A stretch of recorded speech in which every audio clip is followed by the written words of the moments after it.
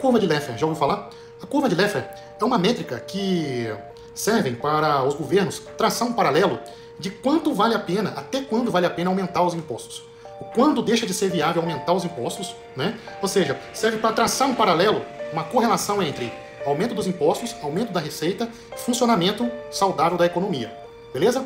Então o que significa esse monte de números aqui nesse gráfico? Tá? Imagina num gráfico em que aqui você tem 5, 6, 7, 8, 10, 20, 30, 40%. Tudo isso aqui é imposto, certo? Isso aqui significa o seguinte: você vai aumentando os impostos, aumentando os impostos, certo? E ao mesmo tempo, você vai aumentando os impostos e ao mesmo tempo aumenta a receita, ou seja, aumenta os impostos e mesmo assim o governo continua arrecadando, aumentando a arrecadação da receita, certo? Da Receita Federal. Chega um ponto que o governo aumenta tanto os impostos que começa a acontecer uma estagnação da economia. Por quê? As operações econômicas deixam de ser viáveis. Por exemplo, as pessoas... Você vai aumentando imposto. Aí a pessoa que vende aumenta o preço. Né? Aí a pessoa que compra para de comprar. Aí começa a interferir na oferta e demanda, no livre mercado, na criação de empresa, na industrialização do país. Começa a interferir. Então acontece uma estagnação da economia, certo? Nesse momento você tem crescimento da economia. Porque tanto o Estado está crescendo, quanto a economia, quanto o livre mercado. Nesse ponto, que está o Brasil mais ou menos, né? Claro que esses números aqui não são 100%, tá, galera? Você está tendo uma estagnação da economia.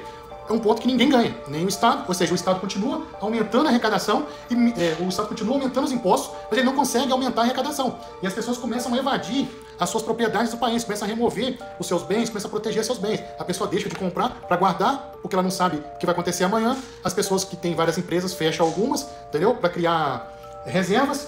E mais para frente esse gráfico fica mais descendente ainda, que é o momento em que você continua aumentando os impostos,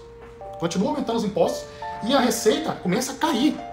Piora o gráfico, entendeu? Você aumenta os impostos e começa a cair a receita. Aí o governo entra aqui. A gente entra numa situação de recessão econômica, que o governo começa a criar dívidas com os rentistas de banco, começa a emitir títulos de fundos e várias coisas, começa a criar dívidas, ou seja, dívidas da União, dívidas com os estados, dívida com os municípios, dívida com os rentistas de banco, ou seja, o governo começa a pegar dinheiro emprestado baseado numa previsão de receita futura que não vai acontecer.